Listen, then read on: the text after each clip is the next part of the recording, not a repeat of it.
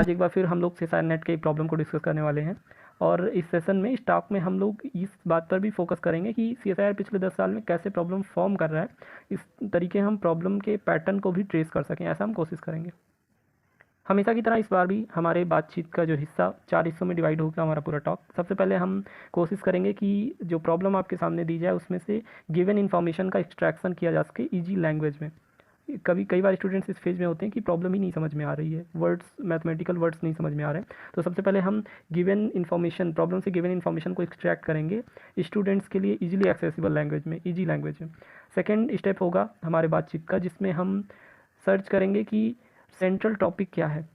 आखिर CSIR की इस प्रॉब्लम में काउंटेबिलिटी पे बात कर रहा है, सेट थ्योरी पे बात कर रहा है, नंबर थ्योरी पे बात कर रहा है, आखिर ऑब्जेक्टिव क्या है। तो सेकेंड पार्ट में हम इस पर बात करेंगे। थर्ड और सबसे इंपॉर्टेंट पार्ट टॉक का ये होगा कि जब स्टूडेंट इस फेज में होता है कि उसको प्रॉब्लम समझ में आ रहा है और क्या सर्च करना है ये भी समझ में आ रहा है, फिर भी प्रॉब्लम नहीं हो पाता उससे। क्यों? क्योंकि उस समय आपकी मेमोरी साथ नहीं देती, यानी कि आपको उससे रिलेटेड प्रॉपर्टीज याद नहीं है। आपको ऑब्जेक्टिव भी पता है, सेंट्रल पॉइंट भी आपने ढूंढ लिया कि किस टॉपिक पे बात करनी है, और एक्सट्रैक्शन भी इन्फॉर्मेशन का हो गया। तो मेमोरी एंड लॉजिक बॉक्स में हम बात करेंगे प्रॉपर्टीज़ की और उनको लॉजिकली फिट करके आंसर की तरफ बढ़ेंगे। चौथी और लास्ट पार्ट जो अपने टॉक का होगा वो होगा लर्निंग ऑफ द टॉक, यानी कि इस प्रॉब्लम को जस्ट हमने सॉल्व ही नहीं किया बल्कि उससे सीखा कि उसमें से क्या चीज़ें आपको मेमोराइज रखनी थी जो आपको नहीं थी। तो आगे से ऐसी प्रॉब्लम्स को डील करते हुए उन प्रॉपर्टीज़ को हम याद रखें। तो सबसे अंतिम हिस्से में हम उन प्रॉपर्टीज़ को रिकॉल करेंगे कि इस प्रॉब्लम के द्वारा हमने क्या क्या सीखा। तो आज अपने सामने जो प्रॉब्लम है ये 2014 की प्रॉब्लम है, 2014 की 3 मार्क्स की प्रॉब्लम है और MCQ पैटर्न में क्वेश्चन है। तो मैं क्वेश्चन रीड कर देता हूँ आपके लिए और देन आफ्टर हम प्रोसीड करेंगे कि इसको अटेम्प्ट कैसे करना है। क्वेश्चन है आपके सामने कि consider the following sets of the functions on R, यानी कि R आपका रियल नंबर का सेट है। तो रियल नंबर के सेट्स के ऊपर कुछ सेट्स डिफाइन किए गए हैं जो फंक्शंस को कंटेन करते हैं, वो फंक्शंस आपके रियल नंबर पर डिफाइन किए गए हैं। 4 सेट यहाँ पे दिया गया है। W is the set of constant functions on R, मतलब रियल नंबर्स के ऊपर कांस्टेंट फंक्शंस ढेर सारे डिफाइन किए गए हैं और उनका कलेक्शन लिया गया, उसको W से रिप्रेजेंट किया गया। ठीक इसी तरीके X एक सेट है जो कुछ इस तरीके डिफाइन किया गया है, the set of polynomial functions on R। ये आपका ऐसा कलेक्शन है, ऐसा सेट है जिसमें पॉलिनोमियल फंक्शंस हैं रियल नंबर के ऊपर। सेट Y को डिफाइन किया गया है the set of continuous functions on R, और Z को डिफाइन कर दिया गया है the set of all functions on R। यानी कि 4 तरीके के सेट आपको बना के दिए गए हैं, W X Y और Z। ये चारों रियल नंबर के ऊपर फंक्शंस का कलेक्शन है अलग अलग सिचुएशन में। W के लिए कांस्टेंट फंक्शंस का कलेक्शन डिफाइन किया गया है, X के लिए पॉलिनोमियल्स का कलेक्शन डिफाइन किया गया, Y के लिए कॉन्टिन्यूस फंक्शंस का कलेक्शन लिया गया और Z के लिए सारे फंक्शंस का कलेक्शन लिया गया है रियल नंबर के ऊपर। अब देखते हैं कोई क्वेश्चन में आपसे पूछा क्या है। ये तो गिवन इन्फॉर्मेशन थी।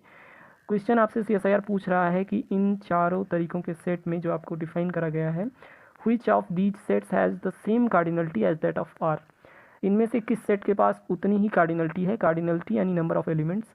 तो इसमें से किस सेट के पास उतनी ही नंबर ऑफ एलिमेंट्स हैं जितना कि R के पास यानी रियल नंबर के सेट के पास हैं।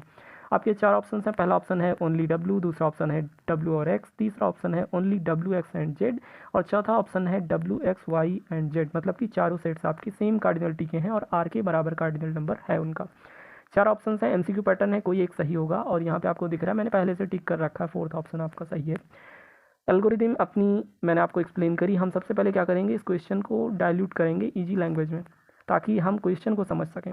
फिर उसके बाद हम देखेंगे कि इस क्वेश्चन में किस टॉपिक पे हमें बात करनी है।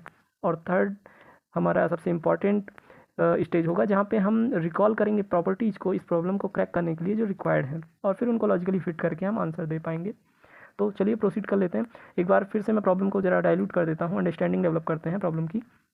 अच्छा, ये चीज़ मैं आपको बता दूं कि अगर वेटेज किसी ने रिव्यू किया होगा तो उसको पता होगा रियल लीनियर 2 पेपर कर लीजिए हो जाएगा, या कॉम्प्लेक्स लीनियर कर लीजिए, मुश्किल से 2 या 3 पेपर से हो जाता है और टाइम सफिशिएंट होता है। तो अगर हम लोग प्रॉब्लम को हैंडल करना समझ सकते हैं तो LS आराम से क्लियर हो जाता है। GRF भी 110 से ज़्यादा कभी नहीं गया।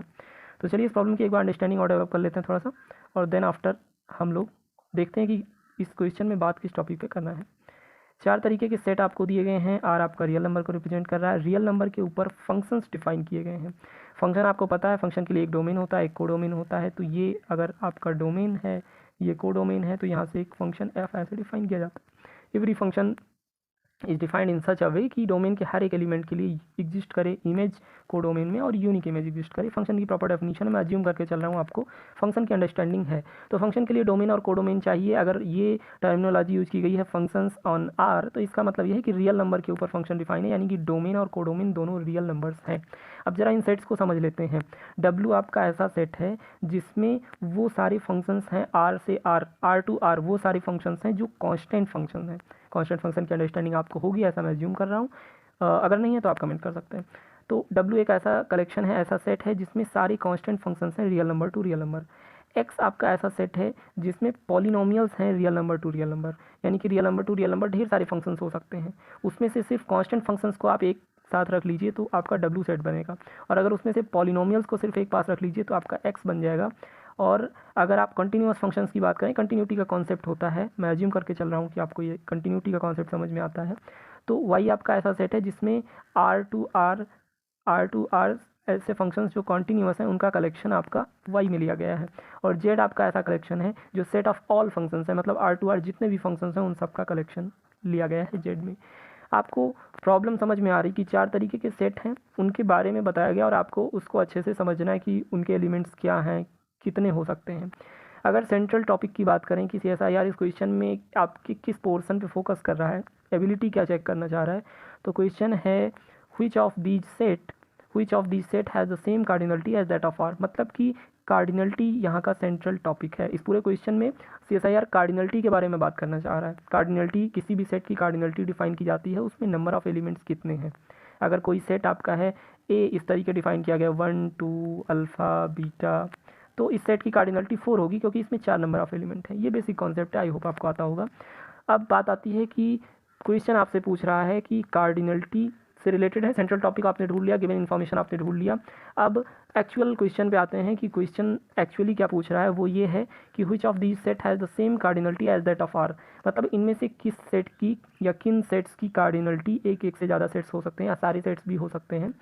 ऐसे कौन कौन से सेट हैं WXYZ में से जिनकी कार्डिनलिटी यानी उसमें नंबर ऑफ एलिमेंट उतने ही हैं जितने आर में हैं। तो आर में कितने नंबर ऑफ एलिमेंट्स हैं वो बात करनी होगी। आगे हम प्रोसीड कर लेते हैं सोल्यूशन को। आई होप इतने देर में आपको क्वेश्चन की अंडरस्टैंडिंग और सेंट्रल टॉपिक क्या है, कार्डिनलिटी पे बात कर रहा है, वो आपको समझ में आ गया होगा। चलिए, अभी ये वो फेज में है हम लोग कि हमें क्वेश्चन समझ में आ रहा है कि कार्डिनलिटी पूछ रहा है, WXYZ 4 तरीके के सेट दिया है, लेकिन अभी हमारे पास प्रॉपर्टीज़ नहीं है और आर की कार्डिनलिटी क्या होती है ये इन्फॉर्मेशन भी नहीं है। तो उससे रिलेटेड हमारी मेमोरी होनी चाहिए, और इसीलिए मैंने तीसरे स्टेप में बोला था कि हम मेमोरी रिकॉल करेंगे। क्वेश्चन आपको समझ में आ रहा है, ठीक है, लेकिन उस टूल्स होने चाहिए आपके पास ना, प्रॉपर्टीज़ आपको याद होनी चाहिए। तो गिवन इन्फॉर्मेशन यहाँ पे मैंने लिख रखा है, WXYZ 4 सेट्स हैं, आपके फंक्शंस के सेट हैं, रियल नंबर के ऊपर डिफाइन है। W आपका कांस्टेंट फंक्शंस का कलेक्शन है, Y आपका कंटिन्यूस फंक्शंस हैं, X आपके पॉलिनोमियल्स हैं, Z में आपके सारे फंक्शंस रखे गए। सेंट्रल टॉपिक क्या है, प्रेडिक्ट क्या करना है आपको पता करना है which have same cardinality as of R, ऐसे सेट्स के बारे में पता करना है। इन चारों में से कौन ऐसे हैं जिनकी कार्डिनलिटी सेम है जैसे कि आर की है। अब मैं कुछ प्रॉपर्टीज़ मैंने स्टार्ड फील्ड में लिखा है एज यूजुअल, और इनको मैं लास्ट में रिकॉल भी कराता हूँ कि ये प्रॉब्लम CSIR रिपीट नहीं करेगा लेकिन पैटर्न रिपीट करेगा। तो ये जो स्टार्ट फील्ड में इन्फॉर्मेशन है ये एज यूजुअल आपको याद रहनी चाहिए हमेशा। किसी भी प्रॉब्लम में अगर आप डील कर रहे हैं रियल नंबर की कार्डिनलिटी के साथ, तो ये चीज़ें आपको याद हों। सबसे पहली इन्फॉर्मेशन जो इस प्रॉब्लम को ब्रेक करने के लिए आपके पास होनी चाहिए थी, और अगर नहीं है तो अभी से सीख लेते हैं। सबसे पहली इन्फॉर्मेशन क्या है कि कार्डिनलिटी ऑफ आर, मतलब रियल नंबर की कार्डिनलिटी जो होती है वो कॉन्टिनम होती है, सी से रिप्रेजेंट किया जाता है। कार्डिनलिटी ऑफ आर, मैं फिर से रिपीट कर रहा हूँ, रियल नंबर की कार्डिनलिटी सी होती है जिसको कॉन्टिनम बोलते हैं, और ये एक ट्रांसफाइनाइट नंबर होता है। अगर काउंटेबिलिटी का कॉन्सेप्ट किसी ने पढ़ा होगा लेक्चर में तो उसको पता होगा कि एक सुपर इन्फिनिटी जो आपका है, इसके अलावा और भी इन्फिनिटी यानी कि ट्रांसफाइनाइट नंबर्स एग्जिस्ट करते हैं। नेचुरल नंबर की कार्डिनलिटी इनफाइनाइट नहीं होती है, वो अलिफ नॉट होती है, अलिफ नॉट। और रियल नंबर की कार्डिनलिटी आपकी कॉन्टिनम होती है। ये दोनों ट्रांसफाइनाइट नंबर्स होते हैं। फिर से I repeat again, natural number की कार्डिनलिटी अलिफ नॉट होती है और रियल नंबर की कार्डिनलिटी कॉन्टिनम होती है।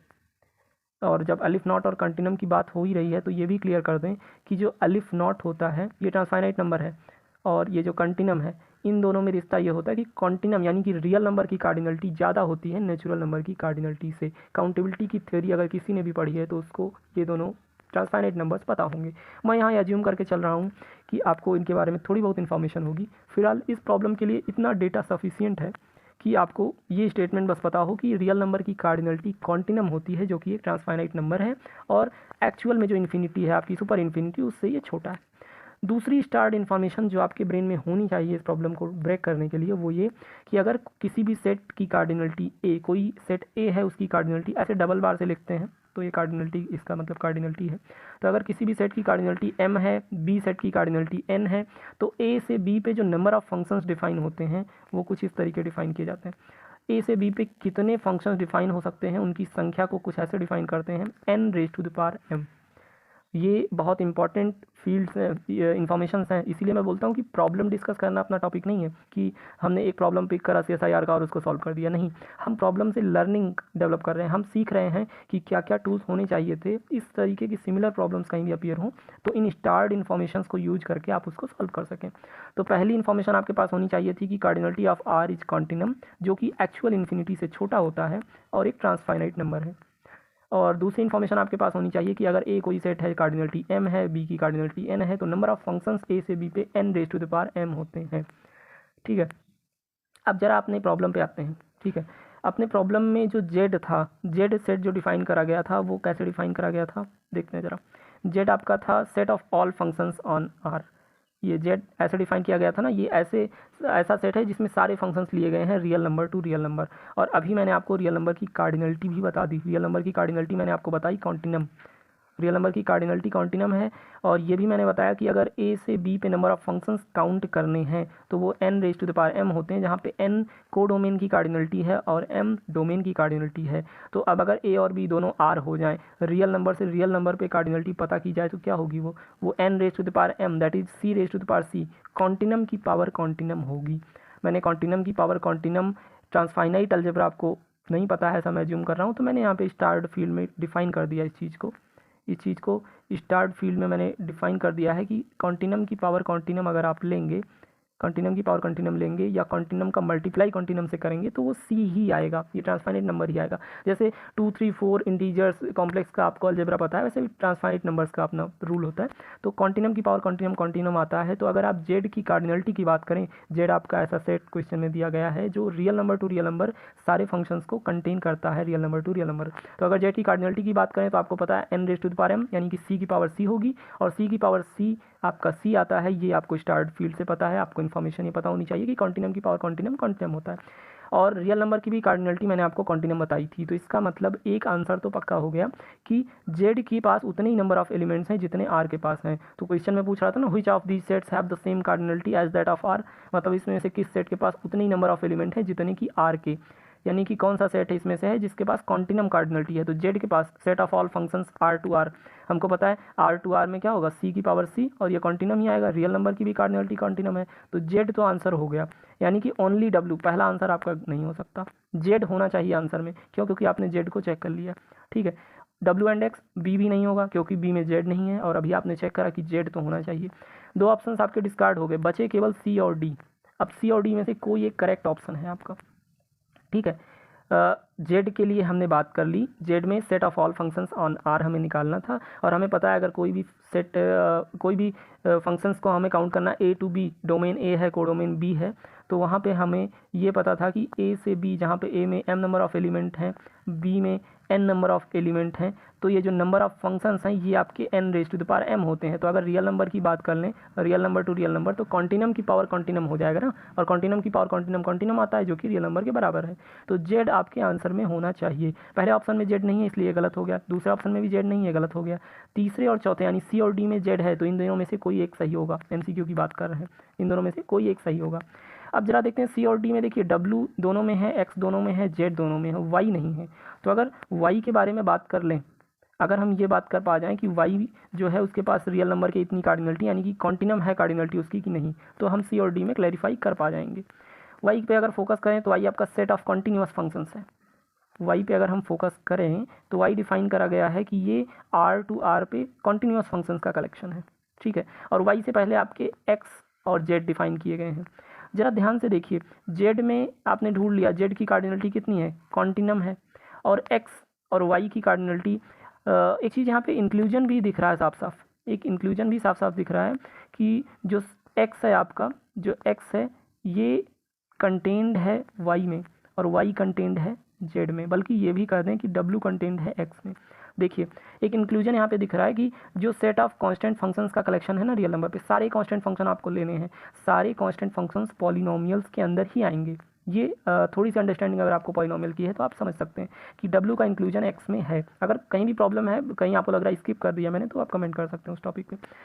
डब्ल्यू एक्स में कंटेंट है क्योंकि सारे कांस्टेंट फंक्शंस पॉलिनोमियल्स होते हैं और सारे पॉलिनोमियल्स कंटिन्यूअस होते हैं, ये भी आपको पता है। रियल नंबर्स पे सारे पॉलिनोमियल्स कंटिन्यूअस होते हैं, यानी एक्स आपका वाई में इंक्लूड है और वाई सारे, अभी देखिए जेड आपका क्या है, सारे फंक्शंस का कलेक्शन है real number two real number, और उसमें से एक स्पेसिफिक सेट अगर हम कंसीडर करें वाई कंटिन्यूअस फंक्शंस का, तो वाई जेड के अंडर कंटेन होगा। तो ये इंक्लूजन तो समझ में आ रहा है कि डब्ल्यू एक्स में कंटेन है, एक्स वाई में और वाई जेड में। और जेड की बातचीत हो चुकी है कि जेड के पास कॉन्टिनम नंबर ऑफ एलिमेंट्स हैं जो कि रियल नंबर के बराबर है, क्योंकि रियल नंबर की भी कार्डिनलिटी कॉन्टिनम है। अब अगर एक्स की बात हम कर लें, डब्ल्यू की तो बात ही नहीं करनी, अगर हम किसी तरीके ये बात कर पा जाएं कि एक्स की भी कार्डिनलिटी कॉन्टिनम है, तो जरा सोचिए एक्स की कार्डिनलिटी कॉन्टिनम है और जेड की कॉन्टिनम है, तो इन दोनों के बीच में जो वाई है इसकी भी कार्डिनलिटी कॉन्टिनम ही होगी ना। अगर जेड की कॉन्टिनम है, एक्स की कॉन्टिनम है और वाई इन दोनों के बीच में है इंक्लूजन में, तो वाई की भी कॉन्टिनम होगी। अब हमारा सिर्फ इतना टास्क बचा है कि हम एक्स की कार्डिनलिटी चेक कर लें। अगर एक्स की कार्डिनलिटी कॉन्टिनम आ गई तो वाई की भी कॉन्टिनम हो जाएगी और हमारे पास कंक्लूजन क्या बचेगा कि एक्स वाई जेड तीनों कॉन्टिनम यानी रियल नंबर के बराबर कार्डिनल नंबर रख रहे हैं। तो जरा सा एक्स की बात कर लें। मैं वाई की बात इसलिए नहीं कर रहा हूँ, ये थोड़ा सा डिफिकल्ट है एक्सप्लेन करने में, इसलिए मैंने इंक्लूजन के सहारे एक्स और जेड की बात करना सही समझा कि मैं एक्स और जेड की बात कर लूँगा तो वाई कॉन्टिनम हो जाएगा। जरा एक्स की बात कर लेते हैं। यहाँ पे सेट ऑफ पॉलिनोमियल फंक्शंस हैं रियल नंबर पे, तो जरा देखते हैं कि set of polynomial functions real number पे हैं तो उनकी कार्डिनलिटी क्या आती है। यहाँ पे मैंने उस इंक्लूजन को लिखा हुआ है कि डब्ल्यू एक्स में कंटेंड है एक्स वाई में और वाई जेड में। अगर हम बात करना चाह रहे हैं एक्स की, तो एक्स हमारा डिफाइन करा गया है कुछ इस तरीके। Let's think about x. X is the collection of all those functions f such that कि आपका वो पॉलिनोमियल्स हैं। पॉलिनोमियल ऐसे लिखते हैं a naught plus a one x की power one plus a two x square plus a three x cube dot dot dot a i x i. Polynomial इस तरीके लिखते हैं जहाँ पे ए आई आपके रियल नंबर से आ रहे हैं, क्योंकि रियल नंबर पे आप पॉलिनोमियल्स डिफाइन कर रहे हैं, real number two real number, और देखना है कि कितने पॉलिनोमियल एग्जिस्ट करते हैं। तो जरा आप सोचिए यहाँ पे ए आईज कितने हो सकते हैं, जितने रियल नंबर में एलिमेंट हैं उतने ए आईज हो सकते हैं। रियल नंबर में कितने एलिमेंट है, रियल नंबर की कार्डिनलिटी मैंने आपको बताई ना, कॉन्टिनम है, तो रियल नंबर में कॉन्टिनम एलिमेंट है। और ज़रा ध्यान से ऑब्जर्व करिए कि ये ए नॉट कोई भी एक रियल नंबर हो सकता है, ये ए नॉट जो है ये कोई भी एक रियल नंबर हो सकता है। तो इसका ये मतलब हुआ कि रियल नंबर कॉन्टिनम है और रियल नंबर हर एक पोजीशन उतने टाइम्स चेंज हो सकती है। तो फाइनली कॉन्टिनम का इन्वॉल्वमेंट है और कॉन्टिनम की अलजेब्रा हम जानते हैं कि कॉन्टिनम को कॉन्टिनम से मल्टीप्लाई करेंगे तो सी ही आएगा। इसका मतलब एक्स की कार्डिनलिटी यानी कि real number two real number कितने पॉलिनोमियल्स हैं उनकी संख्या अगर आप गिनना चाहेंगे तो वो सी इंटू सी आएगा, यानी कि वो कॉन्टिनम सी ही आएगा। अपना काम हो गया। इंक्लूजन हमें ये डायरेक्ट इम्प्लाई कर रहा है कि अगर x की कार्डिनलिटी c है और z की कार्डिनलिटी c है तो y यानी कि कॉन्टिन्यूस फंक्शंस जो हैं r टू r वो भी c ही होगी उसकी कार्डिनलिटी, क्योंकि इसके बीच में इंक्लूडेड है। इस तरीके हमारे पास ऑप्शन क्या आ गए कि मैंने w की बात नहीं करी है, इंपॉर्टेंस नहीं थी, हमारे पास इतनी इन्फॉर्मेशन आ गई है कि z की कार्डिनलिटी कॉन्टिनम है, एक्स की कॉन्टिनम है तो वाई उनके बीच में है इंक्लूजन में, इसलिए वाई की भी कॉन्टिनम है और रियल नंबर की कॉन्टिनम होती है, ये मैंने आपको इन्फॉर्म किया। तो इसका मतलब एक्स वाई जेड की कार्डिनलिटी सेम है जैसे कि आर की है। अब जरा आपने ऑप्शंस को देख लेते हैं, डब्ल्यू की कार्डिनलिटी की बात करने की ज़रूरत ही नहीं पड़ी और ऑप्शंस क्लियर हो जाएंगे। कैसे? एक्स वाई जेड, हमने देखा कि एक्स वाई जेड की कार्डिनलिटी रियल नंबर के बराबर आ रही है, तो पहला ऑप्शन डिस्कार्ड हो गया था क्योंकि इसमें जेड नहीं है, दूसरे में भी जेड नहीं है, तीसरे और चौथे में कन्फ्यूजन था, लेकिन वाई की एब्सेंस है सी में और वाई प्रेजेंस है डी में। हमारा आंसर वाई को कंटेन कर रहा है, तो इसका मतलब चौथा ऑप्शन सही हो गया। तो थोड़ा सा क्लेवरनेस शो करते हैं कि जिस सेट की बात नहीं करनी है उस पर फोकस नहीं करना। डब्ल्यू की बात किए बिना केवल जेड और एक्स की बात करके हमने वाई इंक्लूजन देखा, वाई उसके बीच में था, उसका भी कॉन्टिनम हो गया और रियल नंबर के बराबर एक्स वाई जेड के आ गए। डब्ल्यू की बात किए बिना हम ये समझ गए कि सी वाला ऑप्शन आपका, सॉरी डी वाला ऑप्शन आपका करेक्ट है। तो सोल्यूशन कंप्लीट हुआ। अभी हम चलते हैं सबसे लास्ट फेज में और बात करेंगे कि आज आपने क्या सीखा। तो अब ये समय है बात करने का, किस पे? Learning of the talk. इतने देर जो हम लोगों ने बात की वो ऑब्जेक्टिव ये नहीं था कि एक प्रॉब्लम हम पिक करें और सॉल्व कर लें, ऑब्जेक्टिव ये था कि इस प्रॉब्लम में हम सीखते क्या हैं, ज्ञान की बात क्या सीखी आपने। तो चलिए एक बार मैं समराइज कर देता हूँ स्टार्ट फील्ड को जो हमने अभी तक सीखा है। तो इस प्रॉब्लम में पहली स्टार्ट इन्फॉर्मेशन थी जो आपको पता होनी चाहिए थी कि रियल नंबर की कार्डिनलिटी कॉन्टिनम होती है और कॉन्टिनम एक ट्रांसफाइनाइट नंबर है जो कि एक्चुअल इन्फिनिटी से छोटा होता है। I repeat again, real number की कार्डिनलिटी कॉन्टिनम होती है जिसको सी से रिप्रेजेंट करते हैं। ये एक ट्रांसफाइनाइट नंबर है और जो कि एक्चुअल इन्फिनिटी से छोटा होता है, लेकिन बाकी सारे नंबर से, रियल नंबर से, नेचुरल नंबर से सबसे बड़ा होता है, एक ट्रांसफाइनाइट नंबर है। दूसरी इन्फॉर्मेशन आपके पास होनी चाहिए थी जो हमेशा इस तरीके के प्रॉब्लम में काम आएगी कि अगर ए की कार्डिनलिटी m है, बी की कार्डिनलिटी n है, तो ए से बी पे नंबर ऑफ फंक्शंस अगर काउंट करने हैं आपको तो वो n⁻m होंगे। तीसरी ज्ञान की बात, आपको ट्रांसफाइनाइट नंबर कॉन्टिनम का अलजेब्रा डिफाइन करा है कि c की पावर c जो होता है वो c ही होता है, और कॉन्टिनम इंटू कॉन्टिनम अगर आप करें तो वो रिजल्ट कॉन्टिनम ही आता है। देखते हैं और क्या स्टार्ट इन्फॉर्मेशन है। एक स्टार्ट इन्फॉर्मेशन ये भी थी कि इस पर्टिकुलर सिचुएशन में जो w x y z define किए गए हैं, ये ऑब्जर्व किया जा सकता है कि w कलेक्शन था आपका कांस्टेंट फंक्शंस का रियल नंबर पे, x आपका कलेक्शन था पॉलिनोमियल्स का, y था कॉन्टिन्यूअस फंक्शंस का, z था आपका सारे फंक्शंस का। तो इनका इंक्लूजन भी आपको एक प्रॉपर समझ होनी चाहिए अगर कहीं इस तरीके के सेट फ्यूचर में अपीयर होते हैं। नेक्स्ट हम लोग डायरेक्ट रिजल्ट पे पहुंच गए थे, और एक चीज़ आपने फोकस किया होगा कि मैंने इस क्वेश्चन को भी स्टार्ट किया था, यानी कि ये क्वेश्चन खुद भी एक थ्योरेटिकल पॉइंट ऑफ व्यू से याद करने लायक है। एक ज्ञान की बात है कि अगर आपको w x y z ये कोई ऑर्डिनरी सेट्स नहीं है, ये हमेशा अपीयर हो सकते हैं। रियल नंबर्स के ऊपर कांस्टेंट फंक्शंस का कलेक्शन, पॉलिनोमियल्स का कलेक्शन, कॉन्टिन्यूअस का कलेक्शन फंक्शंस का, और सारे फंक्शंस का कलेक्शन। अगर कभी भी ये कहीं भी अपीयर होते हैं तो आपके दिमाग में ये रिजल्ट होना चाहिए कि ये चारों जो हैं ये कॉन्टिनम कार्डिनलिटी के हैं, रियल नंबर के बराबर कार्डिनलिटी रखते हैं। एक्चुअल में अनकाउंटेबिलिटी और काउंटेबिलिटी के पॉइंट ऑफ व्यू से ये इन्फॉर्मेशन इंपॉर्टेंट है, तो इसको भी हम याद रखेंगे। तो मिलते हैं नेक्स्ट लेक्चर में किसी और प्रॉब्लम के साथ और उसको एनालाइज करेंगे अच्छे से। तब तक के लिए आप चीज़ों को रिवाइज करेंगे।